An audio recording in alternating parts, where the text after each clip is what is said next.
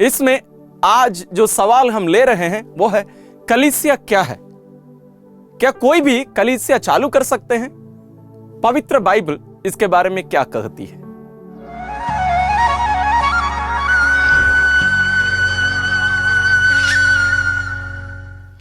आत्मदर्शन TV में आप सबका स्वागत है। हम आप सबों के सवालों का जवाब दे रहे हैं। इसके लिए एक विशेष कार्यक्रम चला रहे हैं, आपके सवाल।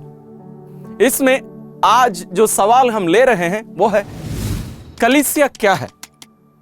क्या कोई भी कलीसिया चालू कर सकते हैं? पवित्र बाइबल इसके बारे में क्या कहती है? और इससे संबंधित आपके पास और भी बहुत सारे सवाल हो सकते हैं। उन सभी सवालों को ध्यान में भी लाइएगा, लेकिन पूरा वीडियो देखिए ताकि ये जो रहस्य है पवित्र कलीसिया, इसको आप सरल रूप से समझकर अपने जीवन में इसका अमल कर सके। तो आइए हम शुरू करते हैं। पवित्र कलीसिया के बारे में पवित्र बाइबल में बहुत सारे चिन्ह या इमेजेस हम देख सकते हैं। उनमें से कुछ को मैं आपके सामने रख रहा हूं। पहला है कलीसिया विश्वासियों का समूह। इसका मतलब ये नहीं है कि कोई भी एक साथ आ जाएंगे और बोलेंगे हम कलीसिया हैं, नहीं। ये पवित्र संस्कारों को ग्रहण करके, विशेष रूप से बपतिस्मा संस्कार के द्वारा जो प्रभु यीशु में जोड़ दिए जाते हैं, उनको हम विश्वासियों का समूह हम कहेंगे। विशेष रूप से पवित्र यूकरिस्तीय बलिदान में हम जब एकत्रित होते हैं, वो उसका एक सार्थक या सटीक एक उदाहरण है। दूसरा जो रूप हम पवित्र बाइबल में देखते हैं वो है प्रभु यीशु का शरीर। पवित्र कलीसिया प्रभु यीशु का शरीर है। जैसे मेरा ये जो शरीर है आप देख रहे हैं, सिर और उसके नीचे शरीर। तो पवित्र बाइबल में हम जगह जगह पर इस रूप को देख सकते हैं कि शीर्ष यानी सिर जो है प्रभु यीशु है और उनका जो शरीर है ये पवित्र कलीसिया है। इसका उदाहरण संत पौलुस देंगे कि पति शीर्ष है और पत्नी शरीर। अब ये दो नहीं बल्कि एक शरीर है। उसी प्रकार कलीसिया को भी वर्णित किया गया है। तीसरा जो रूप हम पवित्र बाइबल में कलीसिया के बारे में देखते हैं वो है कलीसिया प्रभु यीशु की दुल्हन है, यानी प्रभु यीशु की पत्नी है। इसको हम जगह जगह पर देख सकते हैं। जैसे पुराने विधान में इस्राएलियों को ईश्वर की पत्नी बताई जाती है, उसी प्रकार नए विधान में हम देखते हैं कि पवित्र कलीसिया जो नई इस्राएल है वो प्रभु यीशु की पत्नी है, उनकी दुल्हन है।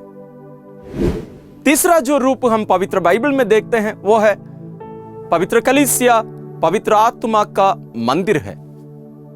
मंदिर हम सब जानते हैं, ये कोई हाथों से बनाया हुआ एक भवन नहीं, बल्कि हम मनुष्यों से बनाया हुआ एक मंदिर, जिसको हम अलग अलग जगहों पर पढ़ सकते हैं। और एक विशेष रूप या इमेज कलीसिया के लिए प्रयोग किया गया है वो है कलीसिया ईश्वर का परिवार है। ईश्वर स्वयं एक परिवार है। वास्तविक परिवार ईश्वरीय है, जिसमें तीन व्यक्ति हैं, पिता और पुत्र और पवित्र आत्मा, और उसमें हम शामिल किए जा रहे हैं। यानी कलीसिया उस ईश्वरीय परिवार में सम्मिलित की जाती है, इसलिए ईश्वरीय परिवार।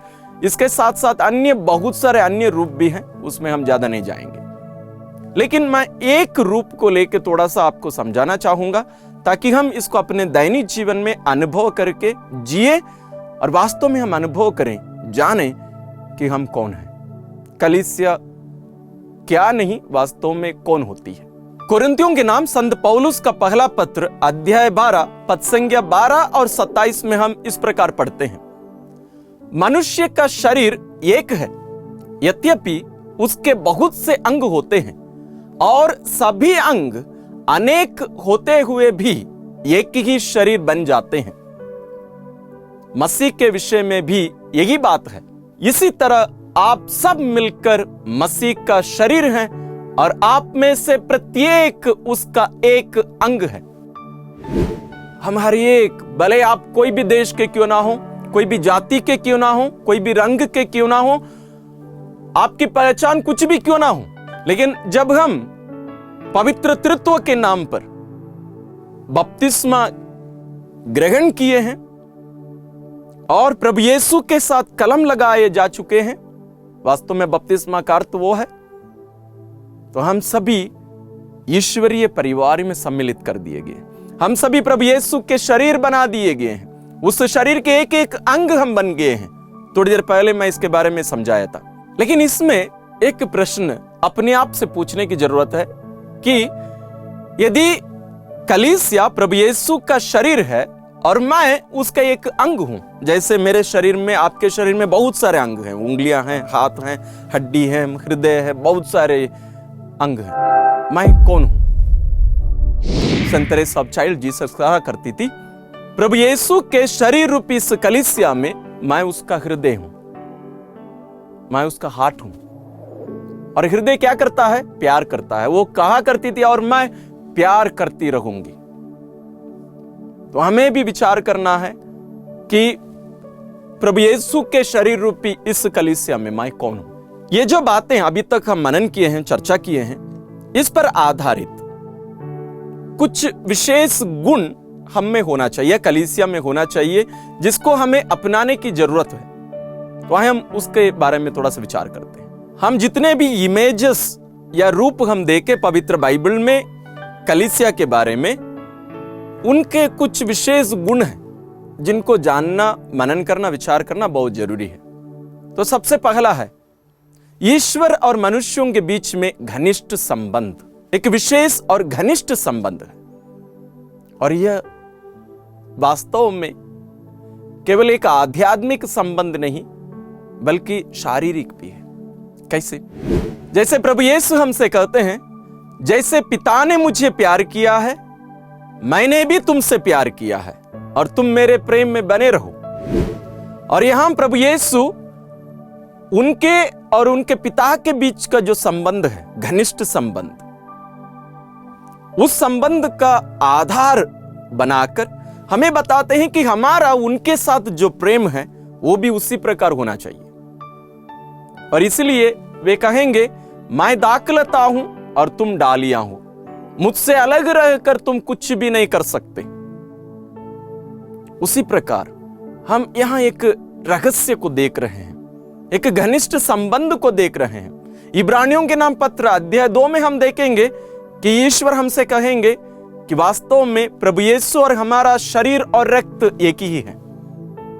और हर पवित्र यूकरिस्ती बलिदान में हम प्रभु यीशु के शरीर और रक्त, आत्मा और ईश्वरीयता को, संपूर्ण प्रभु को ग्रहण करके हम उनके साथ शारीरिक रूप से जोड़ दिए जाते हैं। एक केवल आत्मिक नहीं है, इसलिए इस बात को हम समझें। अगला जो विशेष गुण जो ये सब बातें हमें बताती है वो यह है सदस्यों के बीच का घनिष्ठ संबंध।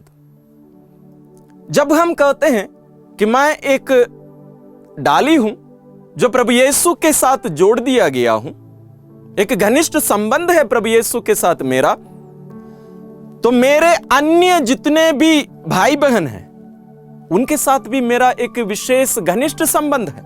जैसे बालक यीशु की संत तेरेसा कही थी, वो हार्ट है। यदि मैं कहता मैं इसका एक नश हूं, तो मेरा हार्ट के साथ एक घनिष्ठ संबंध है। मेरे बिना हार्ट काम नहीं कर सकता और हार्ट के बिना मेरा रहना बेकार है। उसी प्रकार कोई भी डाली को ले लीजिए, एक डाली डायरेक्ट एक पेड़ के साथ जुड़ा नहीं रहता है, उसके लिए जो जीवन रस मिलता है वो जीवित रहता है अन्य किसी डाली के साथ जुड़े रहकर। उसी प्रकार है, हम कोई भी डायरेक्ट ईश्वर के साथ संबंध रख के, मैं नहीं कह सकता ईश्वर मुझसे प्यार करते हैं, मैं भी ईश्वर से प्यार करता हूं, मैं पवित्र जीवन जीता हूं, मुझे मुक्ति मिल जाएगी। नहीं, हमारा एक घनिष्ठ संबंध जैसे ईश्वर के साथ है वैसे ही हमारे साथ जीने वाले हर एक भाई बहन के साथ, इसके बिना कलीसिया संभव नहीं है। इसलिए जब प्रभु यीशु हमें उनके पिता को पिता कहकर बुलाने का अधिकार दिए, तो हम हर एक क्या बोलकर प्रार्थना करते हैं? हे हमारे पिता। मतलब जिस ईश्वर को मैं पिता कहकर बुला रहा हूं, उसी ईश्वर को पाकिस्तान में रहने वाला एक भाई एक बहन पिता कहकर बुला रहे हैं। वो मेरे कौन है? मेरे भाई बहन है। तो ये हर एक व्यक्ति का जीवन मुझे प्रभावित करना चाहिए, जैसे मेरा जीवन दूसरों को प्रभावित करता है। आगे का एक महत्वपूर्ण जो गुण ये सब बातें हमें बताती है वो ये है धरती पर स्वर्ग की उपस्थिति। यानी हम जो इस धरती पर जी रहे हैं, यानी कलीसिया जो इस धरती पर है वो ईश्वर की उपस्थिति है। हम यहां कुछ सोशल वर्क करने के लिए नहीं है, हम कुछ अच्छे अच्छे कार्य करने के लिए नहीं है, बल्कि हमारे द्वारा ईश्वर की उपस्थिति इस दुनिया में होना है। यानी आपको और मुझे देखने वाले ईश्वर की उपस्थिति का अनुभव करना है। विशेष रूप से कलीसिया जब एकत्रित होती है और हम हर एक उसका होने के कारण हम हर एक के द्वारा ईश्वर यहां उपस्थित हो जाना चाहिए। जैसे प्रभु यीशु के साथ उनके शरीर के एक अंग होने के कारण आप और मैं स्वर्ग में हैं। जैसे गलातियों के नाम पत्र में अध्याय 3 में लिखा हुआ है, यदि हम स्वर्ग में हैं तो यहां हमारे द्वारा प्रभु यीशु ईश्वर इस दुनिया में होना है। इसलिए कलीसिया के द्वारा ईश्वर कार्य करते हैं। इसलिए कलीसिया हमें सिखाती भी है, कलीसिया के बगैर मुक्ति नहीं है। उसका अर्थ यही है। तो इसका अर्थ यह है कि अन्य लोगों की जो कोई इसमें शामिल नहीं किए गए हैं उन सब की मुक्ति किसके ऊपर निर्भर है? आपके और मेरे ऊपर। इसलिए कलीसिया स्वाभाविक रूप से मिशनरी है। क्या काम करने के लिए? प्रभु यीशु जो कार्य इस दुनिया में कर रहे थे उन्हीं कार्यों का करने की जिम्मेदारी कलीसिया की है। तो क्या हम एक कलीसिया के रूप में सब कर रहे हैं? अब आपके मन में यह प्रश्न उठ रहा होगा, फादर जी प्रारंभ में जो प्रश्न आप बोले उसका जवाब तो नहीं मिला है। जैसे हमारे गांव गांव में हम देखते हैं, मोहल्ले मोहल्ले में लोग बोलते हैं यहां कलीसिया बैठ रही है, यहां कलीसिया हो रही है। क्या ये वास्तव में सही है? बिल्कुल नहीं। प्रारंभिक कलीसिया से ही एक 4 गुण बताया गया है।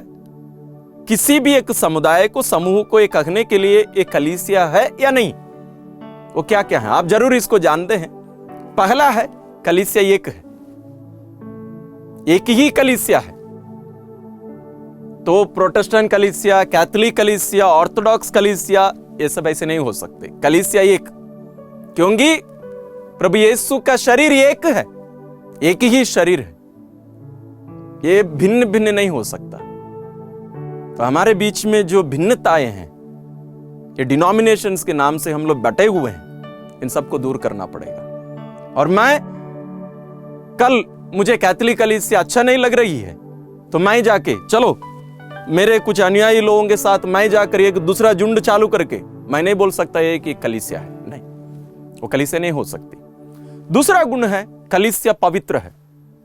जरूर हम मनुष्य कलीसिया के सदस्य हैं, हम अपवित्र हैं, लेकिन इसका शीर्ष और जो इस कलीसिया में, इस शरीर रूपी कलीसिया में निवास करने वाला पवित्र आत्मा, वो पवित्र है।